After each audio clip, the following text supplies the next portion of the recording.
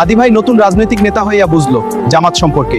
BNP এত বছর জোট থেকেও জামাতকে চিনতে পারলো না, আফসোস। ভাই জামাত তো আন্ডারগ্রাউন্ডে পলিটিক্স করেই অভ্যস্ত। সে হইল রিমোট কন্ট্রোলের মতো। নইলে হাসিনারা মনে গত 17 বছর কেমনে পলিটিক্স করছে, তাই না? তার তো প্র্যাকটিস আছে। যেই দেখবে সে রিমোট কন্ট্রোল দেখবে কেউ নাই। এবার বলেন এনসিপিও নাই, জামাতও নাই, আর আমার মতো ওসমান আদি কয়জন? আচ্ছা একবারই মাইরে দিবেন গেল। এরপর বলেন তো আওয়ামী লীগের সামনে শত্রু কি? একমাত্র বিএনপি। কারণ বিএনপির আন্ডারগ্রাউন্ড পলিটিক্স করারও প্র্যাকটিস নাই। আমাদের যখন রাজনৈতিক মুরব্বী বলতে একজন বেগম জিয়া, এবং যে কোনো ক্রাইসিস তৈরি হলে আমার ধারণা উনি কাউকে যদি ফোন করে চা খেতে বলেন, এমন কোনো দল নাই যে মুহূর্তের মধ্যে সেখানে হাজির হবেন না। দেখেন এখন কিন্তু বিএনপি জামাত ইসলামীর স্বাভাবিকভাবেই পলিটিক্যাল যেই চলছে, তাদের মধ্যে ঝগড়া বিবাদ আছে। কিন্তু আমার মনে আছে যে এইটা আমার চোখে ভাসে, সাইদি সাহেবের যখন রায় হলো তখন 2 দিনে 153 জন মানুষকে পাখির মতো গুলি করে হত্যা করা হলো। কিন্তু জামাত ইসলামীর নেতা বেগম জিয়া তখন সিঙ্গাপুরের ট্রিটমেন্টে ছিলেন।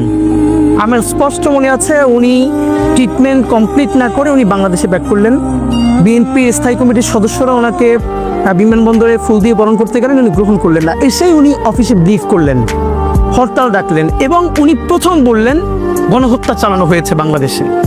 আমার মনে আছে বাংলাদেশের তাবৎ বুদ্ধিজীবীরা ডিকশনারি খুলে, এনসাইক্লোপিডিয়া খুলে বসলেন। জেনোসাইডের সংজ্ঞা জানে না, খালেদা জিয়া হচ্ছেন অশিক্ষিত, সুতরাং উনি এটাকে গণহত্যা বলতে পারেন না, ভুল বলেছেন।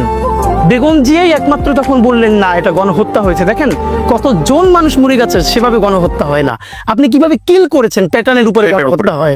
এই যে সাইদি সাহেবের ব্যাপারে, এবং এরপরে আমি আজকে মনে পড়ে যে কাদের মোল্লা সাহেবের যেদিন রায়টা হয়েছে, খন্দকার মাহবুব হোসেন উনি ইন্তেকাল করেছেন, বাংলাদেশের সব থেকে পতিতদশা আইনজীবীদের একজন, যিনি বিএনপির বড় নেতা ছিলেন। বেগম জিয়া ওনাকে নিজে ফোন করে বলেছেন যে সর্বোচ্চ সাপোর্ট দেওয়ার জন্য। এবং কাদের মোল্লা সাহেবের ফাঁসি যেই রাতে হওয়ার কথা ছিল সেদিন একদিন পিছিয়ে গিয়েছিল। তখন ব্যারিস্টার আব্দুর রাজ্জাকের সাথে খন্দকার মাহবুব স্যার প্রধান বিচারপতির বাসার সামনে রাত্রির দাঁড়িয়ে আছেন, সেই নিয়ে আবার কাগজপত্র নিয়ে। কি ভয়ার্থ চেহারা! বেগম জিয়া সারা রাত জেগে সে খবর নিয়েছেন, এটা আমরা তখন জানতাম যে। এবং আপনাকে এটা আমি একটা বলতে চাই যে দেখেন, ওনার মধ্যে যেটা সব থেকে ব্যাপার, মাতৃত্ব সুলভ আচরণ মধ্যে, এটা আমরা শিবিরের বড় ভাইদের কাছ থেকে শুনেছি যে একবার একটা বড় মুভ করার জন্য শিবির প্ল্যান করছিল, ছাত্রদল শিবির মিলে ক্যাম্পাসে একটা বড় মুভমেন্ট করবে আওয়ামী লীগের বিরুদ্ধে। খুবই রিস্কি ছিল, কিন্তু উপায় ছিল না। তো বেগম জিয়া শুনে তারপরে দেখেন অবাক করবার মতো যে উনি ওনার শুধু দলের এবং এই বাচ্চাদেরকে কি পরিমাণ ওন করেন। উনি উঠে বললেন যে করতে পারলে ভালো হইতো, কিন্তু আমার ছেলেরা মনে হয় পারবে না, ওদের জীবন ধ্বংস হয়ে যাবে। ছাত্রদলের ছেলেদের কথা বলছিলেন যে এই রিস্কে যদি ওরা ফেল করে যায় তাহলে ওদের জীবন ধ্বংস করে ফেলবে। তো এই জন্য আপনাকে বললাম, এবং আজকে 1997 সনে বিবিসি বাংলা একটা ইন্টারভিউ করেছিল বেগম জিয়ার, এটা এখনো ইউটিউবে আর্কাইভে আছে। তো আমি সবাইকে বলি যে বাংলাদেশে যারা নতুন পলিটিক্স করতে চায়, আমি অন্তত 100 জনকে আমাদের বন্ধুদেরকে বলেছি এই ইন্টারভিউটা যেন শোনে। উনি তখন বিরোধী দলীয় নেত্রী, বিবিসি বাংলা তাকে প্রশ্ন করছে যে ভারত বিরোধিতাই কি একমাত্র আপনার বা বিএনপির রাজনীতি? বেগম জিয়া উঠে বললেন, আমরা ভারত বিরোধিতা করি, কে বলেছে? আমি বাংলাদেশের রাজনীতি করি, স্বাধীনতা সার্বভৌমত্বের কথা বলি। বাংলাদেশের স্বার্থের কথা বলতে গিয়ে যদি কোনো দেশের বিরুদ্ধে যায়, সেটা আমার কি দোষ?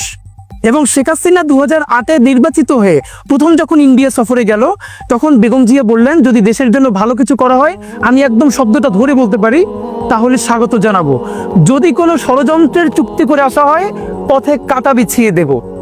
পরের দিনই বাংলাদেশের সমস্ত মূলধারা মিডিয়া, যারা এখন বিরাট বিএনপিপন্থী হয়ে উঠেছে, তারা আর্টিকেল লিখলেন বেগম জিয়া এইখানে কাটা বলতে কি বুঝলেন? গ্রেনেড হামলা, বোমা বিছিয়ে দেবে হাসিনাকে। ওই যে 21শে আগস্ট গ্রেনেড হামলা করেছে সেটাই বলছে। এই যে কোনো কিছুকে তোয়াক্কা না করে গণমানুষের কণ্ঠস্বর হয়ে উঠতে পারা, এবং ভাবেন তিনি কিন্তু একজন নারী, এবং একজন নারীর জন্য তার সন্তান হারানো। তারেক রহমান সাহেবকে যখন পিজিতে 111-এর পরে নেওয়া হয়েছে, আজকেও ছবিটা দেখছিলাম, এবং তখন আমরা ছোট, বেগম জি ওনাকে দেখতে গেছে। তারেক রহমান সাহেব ঘাড় সোজা করে মায়ের কোলে মাথা রাখতে পারতেছেন না। একজন মায়ের সামনে সন্তানকে পিটানো হচ্ছে, পরের সন্তানটাকে অলমোস্ট হত্যা করা হয়েছে, সবকিছু নাই হয়ে গেছে। কি পরিমাণ ঔনসিক দেশ, মানুষের প্রতি কমিটমেন্ট থাকলে তিনি বলেন এই দেশ ছাড়া আমার আর কোনো জায়গা নাই।